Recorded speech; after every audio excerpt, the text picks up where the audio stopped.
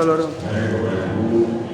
Sebelumnya mari kita dengarkan dengan bersama pernyataan Pak Kelurahan akan disampaikan oleh Al-Ustaz, tapi kemudian beliau adalah masuk pada pesantren Quran Arabiyah Darul Negeri dan juga dosen UIN Syekh Muhammad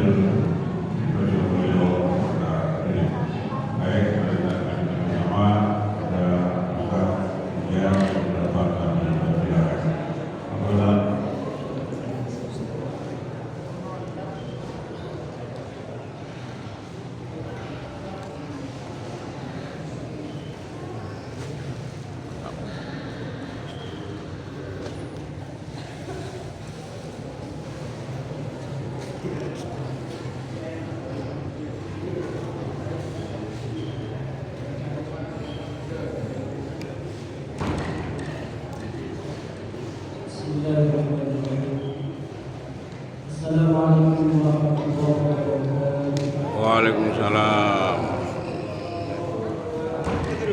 Alhamdulillah. Jadi kan berdiri. Tadi saya akan naikin.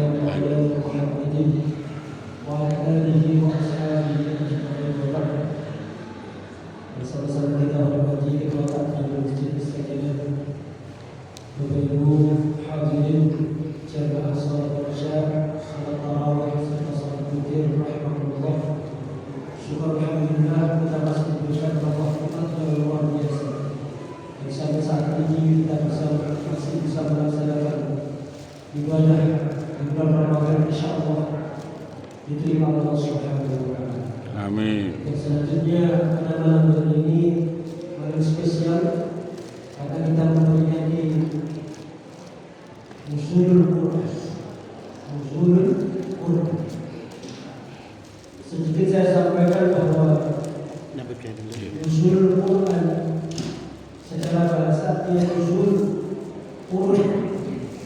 Al-Quran itu Quran. Jadi turunnya Al-Quran. Tidak memperingati turunnya Al-Quran. Pada rakaat pertama salat Isya tadi saya membaca surat Al-Baqarah yang sangat terkenal juga, Syahrul Ramadan yang unzila fihi, bahwa yang membuat Ramadan istimewa yang diturunkan Al-Quran. Bapak Ibu rahimahullah, saya mencari kata turun yang ada dalam Quran yang menunjukkan turunnya Al-Quran. Al-Quran itu menggunakan 3 istilah yang menunjukkan makna turun. Yang pertama adalah nazala, wa bil haqqi anzalnahu wa bil haqqi nazal. Yang kedua adalah nazzala, inna nahnu nazzalna dzikra, nazzal wa inna lahu lahafidh. Ada anzal, inna anzalnahu fi lailatul qadr. Itu anzal. Semuanya maknanya turun. Sehingga kata nuzul itu menunjukkan turunnya Al-Quran. Cuma para ulama tafsir sedikit berbeda mengartikan nazzala dan anzala. Kalau anzala ini turun Al-Quran secara sekaligus. Kalau nazzala turun secara beransur-ansur.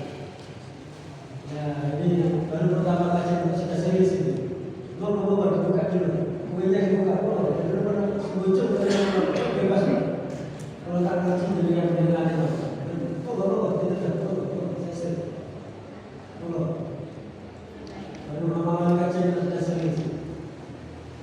Jadi Al-Quran itu turun secara 2 tahap. Al-Quran itu awalnya di Lauh Mahfuz. Ya, dan saya baca tadi itu di surat witir, di akhir surat tarawih itu. Surat al-buruj di lauhil mahfuz. Mau ketahuan deh, sekarang ya, apa tuh ya? Terlalu lama, seperempat juz, betul? Udah apa? Kalau di pondok saya 1 juz 3/4.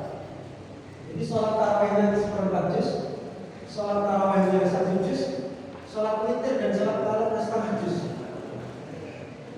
Alhamdulillah malam ini malam 17 sudah hatam. Hatam 3 kali, ada 3 majelis. Masya Allah. Jadi barokahnya Quran bisa diusul Quran. Kalau di masjid Asakira dibuat seperti itu ya, biar satu hari jemaah itu. Jadi Al-Quran turun itu 2 tahap. Pertama dari Lauh Mahfuz ke Baitul Izzah atau Sama'id Dunia, ke langit dunia. Itu Allah turunkan secara sekaligus. Allah turunkan secara sekaligus. Dan tadi surat Al-Qadr, Inna anzalnahu fi lailatul qadr. Sungguh kami telah menurunkan Al-Quran itu fi lailatul qadr, di malam Lailatul Qadar. Pertanyaannya, Lailatul Qadar itu malam keberapa? Yang kita ketahui, Lailatul Qadar itu malam ganjil di 10 hari terakhir. Berarti 21, 23, 25, 27, 29. Di antara itu Al-Quran diturunkan. Loh, kok kita memperlihatkan 17? Itu Pak, jadi Al-Quran turun sekaligus dari Lauh Mahfuz ke Sama'id Dunia, itu yang Lailatul Qadar. Yang dari Lauh Mahfuz ke Sama'id Dunia atau ke Baitul Izzah, itu yang sekaligus. Makanya ayatnya pakai anzalna, pakai anzal. Allah turunkan. Anzal Taurat tapi yang turunnya sekaligus. Nah, baru dari Sama'id Dunia, dari langit bumi Baitul Izzah ke Rasulullah, ini beransur-ansur selama kurang lebih 23 tahun. Nah, inilah yang malam 17. Jadi yang kita peringati adalah malam turunnya Al-Quran dari Baitul Izzah kepada Rasulullah secara beransur-ansur, yaitu surat Al-Alaq 1-5. Nah, kasih bersama. Sudah benar, malam 17. Bapak Ibu rahmatullah, sebelum Rasulullah menerima wahyu itu Rasulullah sudah diawali dengan mimpi. Jadi kalau Rasulullah yang mimpi, itu pasti kejadian. Jadi saya lagi ya, kalau Rasulullah yang mimpi itu pasti benar dan pasti kejadian, pasti nyata. Kalau kita bermimpi, belum tentu benar. Belum tentu nyata, tapi juga bisa jadi benar. Kalau kita bermimpi ketemu Rasulullah, itu benar masalahnya, pasti benar. Jadi kalau di antara kita ada yang bermimpi ketemu Rasulullah, pasti benar. Karena Rasulullah tidak bisa diserupakan dengan makhluk lain. Jadi setan tidak bisa menyerupai Rasulullah. Maka kalau kita bermimpi ketemu Rasulullah, itu benar, kita salah. Sebelum Rasulullah menerima wahyu, Rasulullah bermimpi. Rasulullah merenung, melihat orang-orang masyarakat itu kok aneh-aneh. Kesukaannya itu minum, judi, terus masyarakatnya itu jahil. Maka Rasulullah itu bertahanus. Dalam bahasa Arab namanya tahanus, kholwat. Dalam bahasa Jawa semedi, dalam bahasa Gen Z nyitain, diwian. Gak mau ketemu orang-orang. Sudah Rasulullah ke Gua Hira. Dan Gua Hira itu, Masya Allah, dengan kalau pernah ke Gua Hira, kalau Rasulullah, bagaimana gunungnya? Kan terjal bebatuan dan licin-licin batunya itu. Sulit. Padahal Bapak Ibu ada banyak gua di sekitar Masjidil Haram itu. Atau di Arab Saudi itu banyak gua cilik-cilik itu. Banyak cilik. Tapi kenapa Gua Hira yang dipilih? Kok tidak gua-gua yang lain? Panjenengan kalau misalnya diberi kesempatan naik ke dalam mulut gua, coba jenengan lihat keluar. Itu posisi pintu mulut ke gua itu pas Ka'bah. Depannya itu pas Ka'bah. Sehingga kalau lihat itu pas Ka'bah. Yang kedua, posisinya tinggi sehingga seluruh masyarakat, aktivitas masyarakat itu terlihat. Kalau terlihat bisa memantau. Tapi kalau sekarang tidak bisa, karena sudah tertutupi gedung-gedung yang tinggi itu sudah tertutupi. Betul saja. Masya Allah, wahyu dipilih itu satu karena bisa melihat dengan dekat masjid. Rumah yang paling dekat, yang paling dekat dengan masjid itu paling dekat. Jadi kalau rumahnya dekat dengan masjid, itu nikmat yang luar biasa. Karena Rasulullah memilih dua hal itu yang bisa menghadap masjid. Dalam masjid itu ketinggalan jelas. Yang kedua, Rasulullah itu buatan apatis. Apatis itu tidak mau melihat masyarakat sekitar, tidak mau ngiling. Dia mementingkan diri sendiri. Tapi Rasulullah memikirkan orang-orang seperti itu. Akhirnya Rasulullah mendapatkan wahyu. Wahyu pertama surat Al-Alaq yang sangat terkenal itu yang kita punya di sana. Surat Al-Alaq yang Iqra bismi rabbikal ladzi khalaq dan seterusnya. Saya tidak menyebutkan dengan jelas proses itu. Cuma saya ingin mengatakan bahwa setelah mendapatkan wahyu itu, Rasulullah itu dalam keadaan ini tidak bisa baca, tidak bisa tulis. Dalam tanda kutip, entah huruf Rasulullah. Memang Rasulullah itu sengaja didesain oleh Allah buta huruf. Rasulullah itu cerdas Bapak Ibu. Rasulullah sangat cerdas. Jadi tablet, fatolah itu cerdas. Rasulullah cerdas. Apa yang disampaikan oleh Jibril itu langsung diingat dan langsung hafal. Maka Jibril datang, Rasulullah disuruh untuk mengikuti bacaan malaikat Jibril. Iqra ya Muhammad. A'udzubillahi minasyaitonir rajim. Iqra bismi rabbikal ladzi khalaq. Rasulullah menjawab, "Ma ada biqari. Ma ada biqari. Ma ada biqari." Kalau betul saya baca, saya tidak bisa baca. Jadi dipelajarkan oleh orang-orang mana di Korea, saya tidak punya Korea. Tidak punya Korea. Ma ada biqari itu saya tidak bisa baca. Tuntun atau ikuti saya, kata malaikat Jibril. Nah inilah metode Jibril, metode yang digunakan salah satu penghafal Quran untuk anak-anak. Anak-anak dituntun sebagaimana malaikat Jibril menuntun Rasulullah ketika itu. Rasulullah cerdas, langsung bisa hafal itu. Satu-satu tapi Rasulullah gemeteran. Pertama kali didatangi malaikat Jibril itu gemeteran. Dalam keadaan panas dingin Rasulullah turun dari Gua Hira menemui istri tercinta beliau yang Sayyidah Khadijah. Ketemu langsung, Zamilu. Akan tolong selimutnya. Zamilu, ya dengan Zamilu, tolong selimutnya. Rasulullah gemeteran, panas dulu, ketemu malaikat Jibril. Terus kemudian diselimuti lagi. Sayyidah Khadijah, selimuti. Aku takut, aku khawatir Tuhanku tidak menolongku. Jadi Rasulullah itu khawatir terjadi apa-apa karena saya lebihnya, saya takut. Tapi Sayyidah Khadijah di masa lalu istri yang tauhidnya kuat. Sayyidah Khadijah itu tauhidnya sangat kuat, wajahnya Allah itu sangat kuat sekali. Sayyidah Khadijah mengatakan seperti ini, Allah pasti menolong kajian. Allah pasti menolong kajian, tidak mungkin jauh dari kita.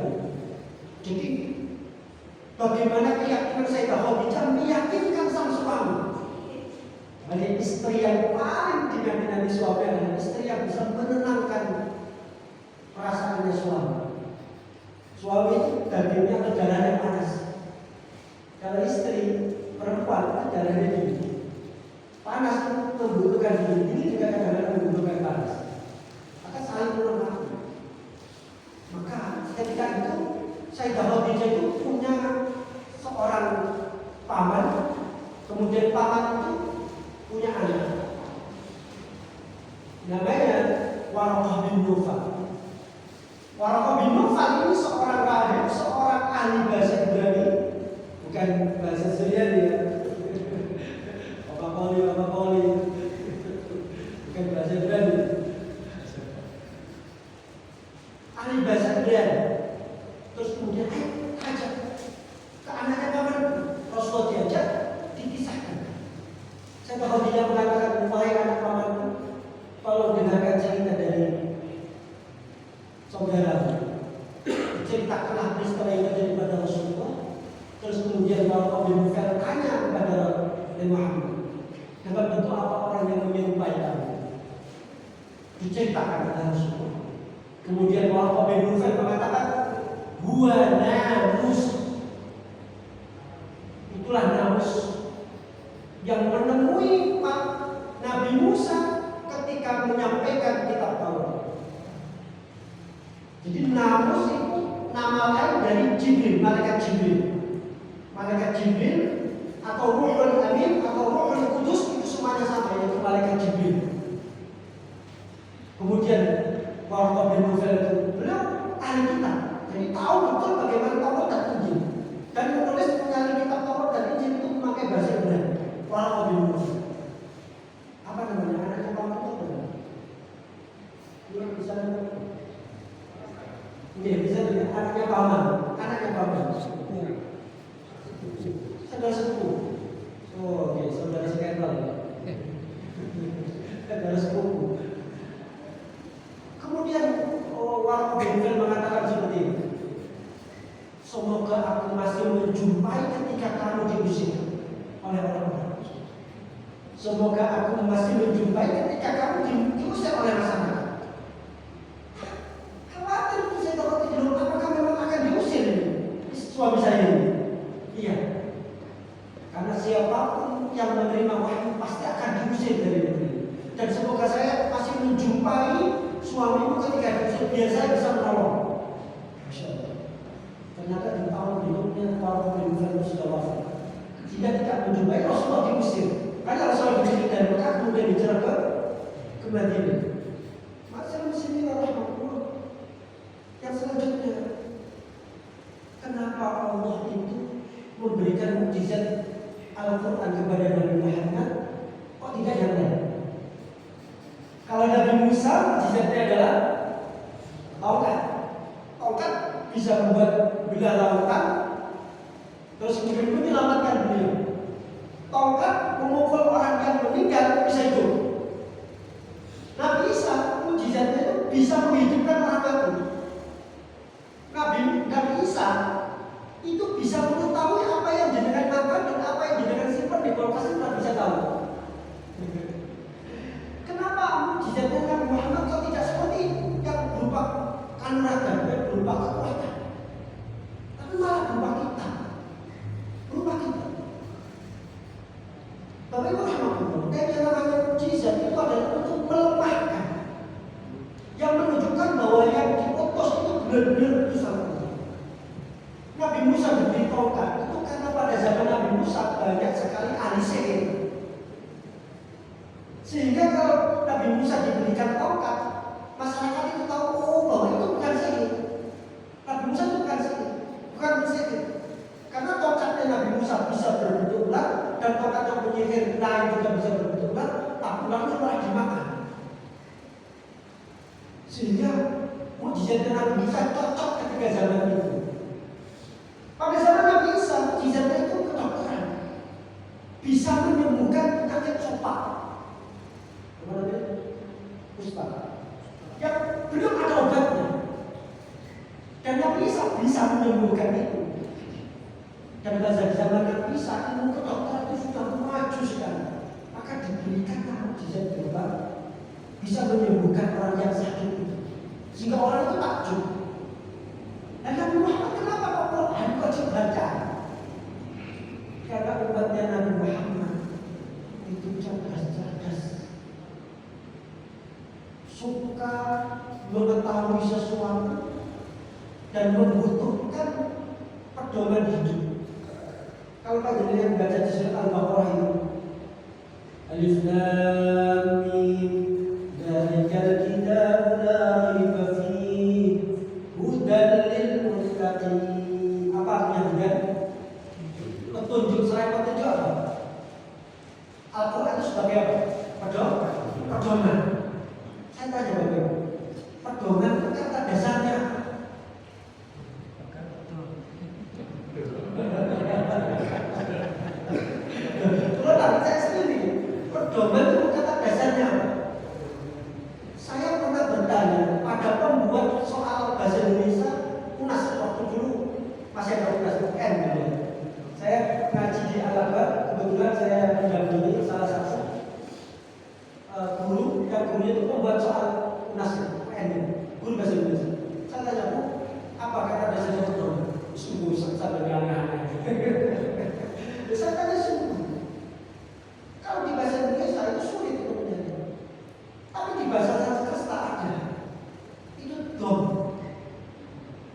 zaman Majapahit itu sudah bisa membuat kapal yang panjangnya kurang lebih 200 sampai 300 meter panjang dan bisa menaruh samudra. Maka saya ingin menyatukan Nusantara karena punya kekuatan kapal yang sangat luar biasa, yang sangat canggih, dan kapalnya itu sudah modern ketika itu menggunakan alat yang namanya kompas. Kompas kan terbuat dari gom.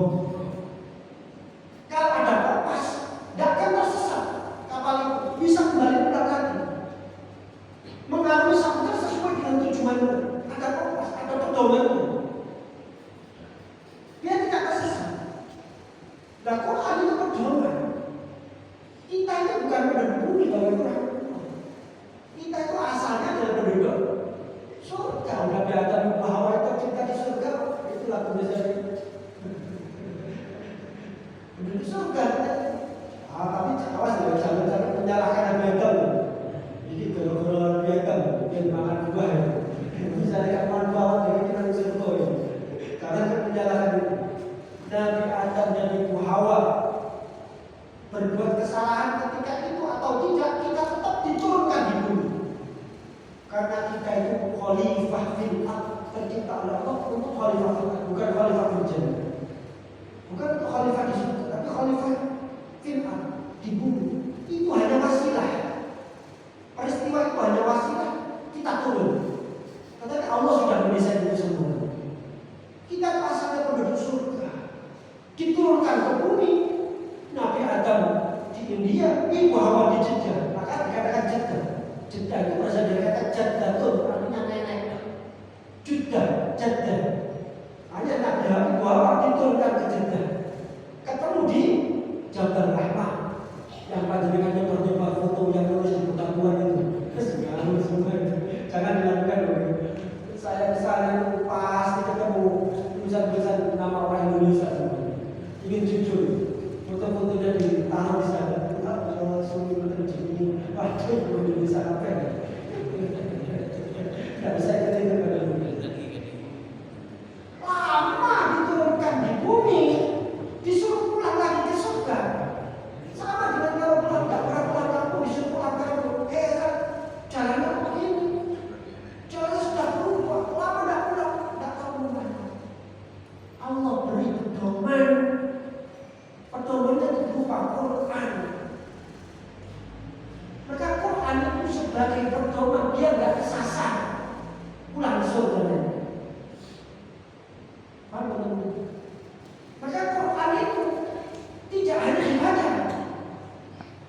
tapi juga dipahami maknanya, isinya apa. Dia tahu. Kok panjenengan beli apa misalnya, alat elektronik yang nggak tahu mengoperasikannya, ada pedomannya.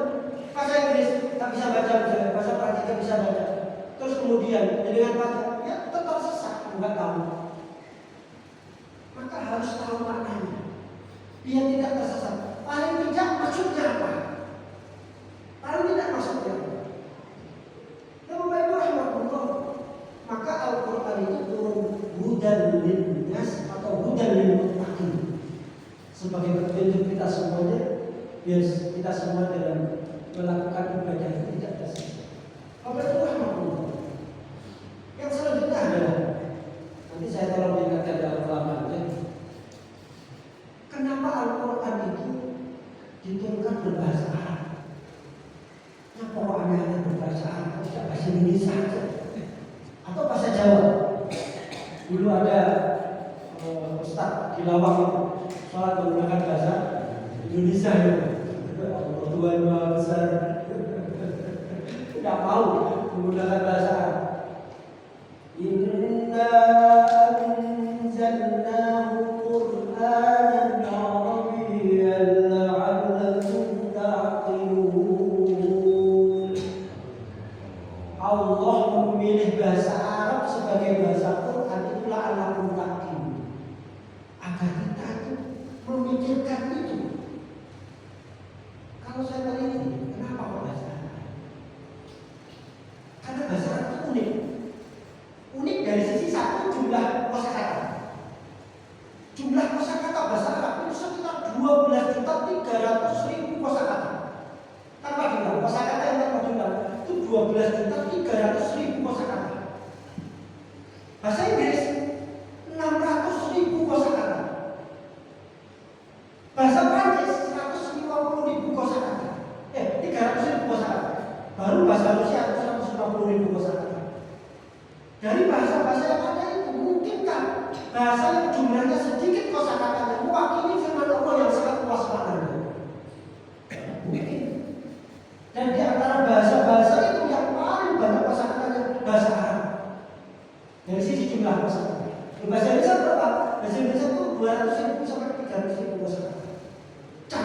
Indonesia melawan bahasa Indonesia melawan bahasa Jawa nggak bisa. Saya orang Indonesia dan saya SN juga Indonesia. Tapi saya harus mengakui bahwa jumlah kosakata Indonesia itu terbatas. Bahasa Indonesia melawan bahasa Jawa nggak bisa. Apalagi mewakili bahasa Arab nggak bisa. Nyampe. Apa bahasa Indonesia? Nyampe. Bahasa Jawa. Apa bahasa Indonesia? Nggak ada. Nggak tahu. Aku nenggak ke atas. Itu bahasa Indonesia. Pak Jawa. Nggak bisa mewakili bahasa Indonesia. Apalagi mewakili ayat-ayat Allah yang begitu luas. Maka dari sisi jumlah kosakata itu besar. Dan kosakata bahasa Arab itu gitu. Satu kosakata itu bermakna lebih dari satu maknanya. Bahasa Arab itu paling sulit bagi saya itu kosakata. Saya S1 bahasa Arab, S2 bahasa Arab, S3 bahasa Arab. Harapan kalau saya agak salah bahasa Arab terus saya. Apa tadi? Satu kosakata itu bisa bermakna 3. Kan bahasa Indonesia satu, bahasa lain juga satu. Tapi kalau bahasa Arab lebih dari satu. Misalnya air mata, tidak hanya air mata, bisa bermakna sumber, bisa bermakna mata-mata, bisa bermakna yang bisa. Dan Allah memilih bahasa Arab salah satunya karena bahasa Arab itu sangat kaya akan makna. Satu. Yang kedua, bahasa Arab itu uniknya mempunyai i'rab yang mempunyai perbedaan harokat, mempunyai panjang pendek yang tidak bisa dimiliki bahasa lain, dan sistematis kalau dibunyikan itu enak. Contoh tadi yang saya baca, was-samaa'i dzatil buruj wal yawmil maw'ud wa syahidin wa mashhud wat-tin waz-zaytun wa turi sinin wa hadzal baladi amin. القارعة بالقارعة وما أدراك ما القارعة. Itu banyak ayat yang muzammil qum fa'anzir wa rabbaka fakabbir wa thiyabaka fatahhir. Itu bahasa Arab itu mempunyai nilai instinktif yang sangat tinggi, yang sangat indah. Oleh karena itu bahasa Arab dipilih menjadi bahasa Arab. Dan Bapak Ibu Rasulullah, terus sebenarnya apa isi kandungan Al-Quran? Al-Quran itu jangan disalahpahami bahwa Al-Quran itu isinya hanya sholat, zakat, puasa, bodor. Itu hanya sekitar 2% dari ayat Al-Quran yang membicarakan tentang sholat, zakat, puasa. Itu sekitar 2-3%. Sedikit haji, zakat itu sedikit. Apa? 3/4-nya itu hampir membicarakan tentang kisah-kisah Nabi terdahulu, kisah-kisah peristiwa orang. Kalau kita kelompokkan ada 3. Jadi Al-Quran kalau diringkas itu ada di surat Al-Fatihah. Ayat surat Al-Fatihah itu wajib dibaca ketika sholat. Kalau sholat Fatihah ada, sholat ada Fatihah tidak sah sholat. Kalau sholat Fatihahnya rusak itu bacaannya rusak, maka tidak sah sholat. Maka yang jadi imam wajib benar bacaan. Kecuali kalau imam keluarga, bapaknya itu wajib. Makanya panjenengan tasahih itu terbaik. Bacaan Fatihahnya saja. Sebenarnya tolong saya disimak surat Al-Fatihah saya. Wah, bagus. Biar sholatnya sah. Panjenengan imam misalnya sesekali imami keluarga, itu sholatnya sah. La sholata liman la fatihah. La liman la fatihah, tak sah kalau sholatnya tidak ada fatihah. Dan ajaib surat Al-Fatihah itu. Al-Fatihah 5 qira'ah. Surat Al-Fatihah itu bisa diniati sesuai apapun yang diniati pembacanya. Itu surat Al-Fatihah. Contoh, jadi kan kalau berangkat kerja, ya Allah berikan saya kemudahan untuk belajar rezeki Al-Fatihah.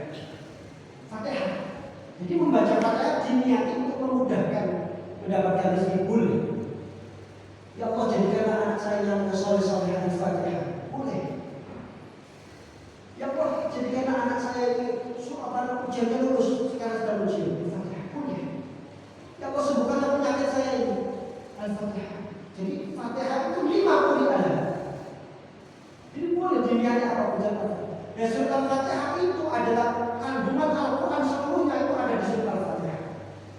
Maka surat Al-Fatihah itu ada 3.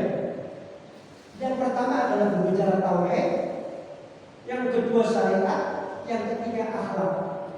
Pun ini digoceng tenanan 3 ini. Tauhid itu la ilaha illallah Muhammadur Rasulullah sampai akhir ayat pun dengan goceng. Bismillah, jangan sampai kotak kalau bilang dari anak-anak kita jaga semuanya, jangan jauh dari Islam. Itu tauhid. Ayat-ayat tauhid contohnya Allahu la ilaha illallah wa ilahu illallah. Ayat tauhid. Ayat yang menunjukkan bahwa Allah itu esa, Allah itu satu. Ini diperkuat. Alhamdulillahirabbil alamin, arrahmanir rahim, maliki yaumiddin, iyyaka na'budu wa iyyaka nasta'in. 1 sampai 4 itu ayat tauhid semuanya. Baru iyyaka na'budu wa iyyaka nasta'in ayat syariat. Ayatnya cuma 1. Iyyaka na'budu wa iyyaka nasta'in. Dalam Al-Quran itu banyak sekali ayat-ayat syariat. Ayat menjelaskan sholat, ayat menjelaskan puasa, ayat menjelaskan hadis, zakat, sholat. Itu jumlahnya tidak banyak. Hanya sekitar 2,5% atau 3% dari seluruh Quran. Dan baru ayat-ayat itu berkaitan dengan akhlak.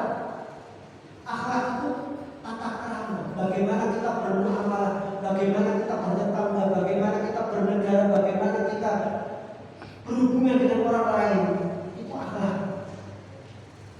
Itu ayatnya jumlahnya sekitar 3/4 Al-Quran itu akhlak semua. Menceritakan kisah-kisah terdahulu. Bagaimana orang-orang yang zalim, bagaimana orang-orang yang muttaqin, bagaimana orang-orang kaumnya Nabi Lut, kaumnya Nabi Hud, kaumnya Nabi Musa. Itu ceritakan itu untuk apa? Kita biar bisa mengambil hikmahnya. Dan itu ada dalam Al-Quran. Maka Al-Quran itu adalah agar kita dalam bermuamalah, dalam berakhlak itu tidak jauh dari itu. Yang terakhir pada dengan mulai berdiri sebelum kasih semangat buat ini. Asik ya, semangat. Dalam Al-Quran itu ada asrar. Asrar itu rahasia-rahasia. Khosois itu karakteristik yang tidak dimiliki oleh kitab lain, yang tidak dimiliki oleh bahasa lain. Itu karakter mukjizat Quran. Jadi mukjizat Al-Quran, kenapa Quran itu istimewa? Karena ada mukjizatnya. Mukjizat Quran yang paling mudah dipahami adalah bisa dihafal. Itu bisa dihafal. Sebelum Taurat Injil yang asli ada yang hafal, tapi sekarang sudah ada. Karena sudah banyak perubahan, inhiraf. Sekarang yang hafal Quran itu jumlahnya ratusan ribu, jutaan. Mulai anak-anak, remaja, dewasa, sebab ada semua. Bahkan yang kita anggap idiot itu bisa hafal Quran. Masya Allah, kalau saya di mana-mana Pak, saya setiap hari sekolah di majelis seperti ini, saya tulis dulu. Ya Allah, saya itu sekolah itu bebarengan dengan seperti panjenengan, orang yang sudah tua sepuh, ibu-ibu juga sama. Yang membuat saya heran, banyak sekali anak yang saya mengatakan kebutuhan khusus, yang kita anggap itu berkebutuhan khusus, yang kita kirim mereka itu idiot. Berdengeng-dengeng, si ngomongnya tak jelas, di kursi roda semua. Allah Akbar. Saya mau ngomong video itu saya tak berani saya. Tak berani. Maksudnya tak buat penyemangat buat yang ada di rumah. Gitu. Idiot aja yang berkebutuhan khusus, kita anggap berkebutuhan khusus, ngapalnya Quran dan bisa. Masa kita yang jelas-jelas sehat yang bisa menghafalkan Quran. Sebenarnya yang berkebutuhan khusus ini siapa? Situ saya mengatakan seperti itu ke keluarga saya. Kita sebenarnya yang berkebutuhan khusus itu siapa? Allah bisa Bapak. Baca Quran itu begini, tapi lafaznya bisa jelas, betul.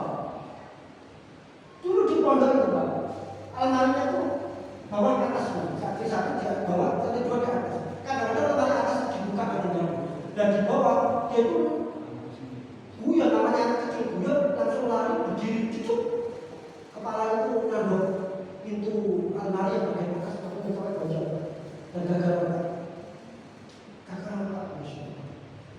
Gagal otak tapi dia nekat menghafalkan Quran.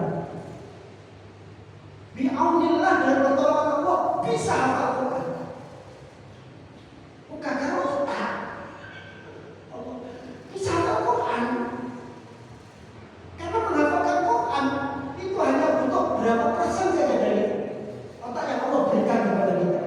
Maka salah satu mukjizat Quran bisa dihafal. Kalau Quran ini buatan Nabi Muhammad, tidak mungkin bisa dihafal. Kenapa Nabi Muhammad kalau didesain umi tidak bisa baca, tidak bisa tulis? Karena orang-orang ketika itu menganggap, oh ini buatannya Muhammad ini. Kemudian dibantah oleh Allah. Loh, kalau ini buatannya Muhammad tidak mungkin. Kalau Muhammad ini tidak bisa baca, tidak bisa tulis, kok bisa nulis seperti ini? Kok bisa berucap seperti itu? Maka kenapa kok diturunkan di Mekah? Tapi kenapa diturunkan pakai bahasa? Kenapa diturunkan di Mekah? Kok tidak diturunkan di Mojokerto Indah? Ketika itu orang Mekah itu sudah piawai sastra. Bahasa sastra itu sudah tinggi. Setiap bulan ada namanya suku adabi, jadi pasar sastra. Setiap suku berkumpul memamerkan sastranya. Sastra-sastra yang bagus dipilih, kemudian ditempelkan di dinding Ka'bah, namanya mu'allaqat. Jadi ada sekian mu'allaqat. Dulu dinding Ka'bah itu banyak berhalanya dulu banyak berhalanya dan banyak sastra-sastra di dinding Ka'bah. Itu namanya mu'allaqat. Sastra yang terbaik dipilih. Quran datang. Iqra bismi rabbikal ladzi khalaq. Khalaqal insana min 'alaq. Semuanya terperangah. Siapa yang buat syair seperti ini bagusnya? Siapa yang buat? Mereka mengatakan Muhammad itu tadi yang mengatakan seperti itu. Yang ahli sastra mengatakan tidak mungkin. Kan Muhammad tidak bisa baca, dia boleh kok. Bisa berucapkan seperti itu bagusnya. Ada seorang yang namanya Musailamah al-Kadzdzab yang mencoba menandingi firman Allah itu, membuat tandingan Quran.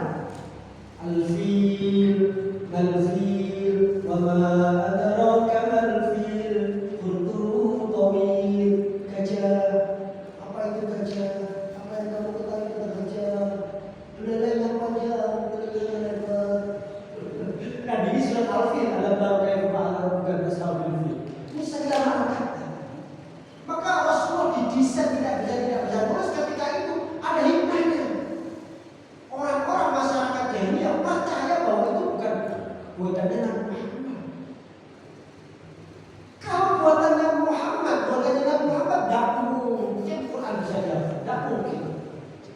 Tidak mungkin. Bait Alfiyah itu 100.000 bait itu menghafalkannya sangat susah karena tidak ada mukjizat. Menghafalkan hadis itu susah banget karena hadis tidak ada mukjizatnya. Menghafalkan KUHP apalagi itu buatan manusia. Itu hakim-hakimnya sudah bertugas. Umat orang masih buka, tidak apa. Tapi kalau Al-Quran mudah dihafal karena ada mukjizatnya. Mukjizat selanjutnya apa? Mukjizat selanjutnya adalah ijaz ilmi. Kemukjizatan Al-Quran dari sisi ilmiah. Al-Quran bukan kitab yang menjelaskan tentang biologi, tapi dalam Quran ada ilmu biologi. Al-Quran bukan kitab fisika, tapi dalam Quran ada membahas tentang fisika. Al-Quran bukan kitab yang menjelaskan tentang perang, tetapi dalam Quran membicarakan perang. Ada ijaz ilmi. Dulu kalau tidak salah pernah saya baca ijaz ilmi. Kemukjizatan Al-Quran dari sisi ilmiah. Sambil contoh sedikit. Jelas banget. Saya ambil contoh sedikit. Dalam Quran itu begini. Inna Allah la yastahi an yadriba mathalan ma ba'udatan fama fawqaha. Sungguh Allah tidak malu memberikan perumpamaan berupa ba'udah itu nyamuk. Saya tanya, yang biasanya gigit nyamuk jantan apa betina? Kalau ibu bapak-bapak yang jawab betina, kalau ibu yang jawab jantan. Jantan apa betina bu? Betina. Tahu dari mana ba'udhah? Ayatnya itu menggunakan ba'udhatan mu'annas. Mu'annas itu menunjukkan isim yang menunjukkan perempuan. Itu menunjukkan perempuan, mu'annas. Maka teknologi modern kalau obatnya yang pakai kita itu sensor suara, yaitu mengeluarkan suara nyamuk jantan. Jadi musik. Tentunya kurang dari 20 Hz karena kita bisa mendengarkan 20 Hz sampai 20.000 Hz. Kita kalau kurang dari 20 Hz kita tidak bisa mendengarkan. Dan sensor suaranya itu 20 Hz, kurang dari 20 Hz. Makanya mengalami itu ada dalam Quran. Kijil itu bau dotan. Fama fawqaha, dan apa yang lebih kecil dari nyamuk. Kalau jangan lihat terjemahan, saya lupa itu ayat berapa. Tapi surat Al-Baqarah. Surat Al-Baqarah. Sebelah kanan agak tengah. Itu surat Al-Baqarah. Inna Allah laysa. Kalau dalam terjemahan kemenang itu nyamuk dan yang lebih kecil dari nyamuk. Padahal kalau dari sisi bahasa, fama fawqa itu artinya atas. Dan apapun yang berada di atasnya nyamuk. Masya Allah. Ketika nyamuk itu di mikroskop, dilihat dengan kaca pembesar, itu di kepalanya nyamuk itu punya kutu. Ternyata nyamuk itu umum. Ada kutu nih, ada kutunya. Ya Allah, saya terperangah ketika melihat ayat ini. Kenapa ayatnya itu sama fawqaha? Apa yang di atasnya nyamuk? Padahal ayatnya itu, padahal maknanya yang lebih kecil. Dan yang di atasnya nyamuk itu lebih besar atau lebih kecil dari nyamuknya itu? Pasti lebih kecil. Padahal ayat itu menggunakan kata fama fawqaha. Itu namanya ijaz ilmi. Terakhir, ada seorang ilmuwan itu meneliti laba-laba. Di dalam rumahnya laboratorium itu ada toples isinya laba-laba sebenarnya. Diteliti puluhan tahun hanya untuk meneliti yang membuat rumah itu yang jantan apa betina? Dengan jantan apa betina? Jantan. Ada yang betina? Betina. Oke, kita lihat begini. Quran membicarakan laba-laba nomor. Kemudian ilmuwan itu ketika sudah selesai menghasilkan sebuah simpulan, datanglah ke seorang syekh yang temannya. Syekh, saya ini habis melakukan penelitian. Oh iya, penelitian tentang apa? Saya tidak pernah. Apa yang ingin diketahui? Apakah jantan atau betina yang membuat rumah itu, sarangnya itu? Terus hasilnya gimana? Yang membuat itu ternyata betina. Saya itu langsung tertawa sederhana. Itu kan? Kok jadi tertawanya gitu? Kelihatannya lahir. Nyek itu. Kenapa kok jadi seperti itu? Sebelum panjenengan melakukan penelitian itu saya sudah tahu.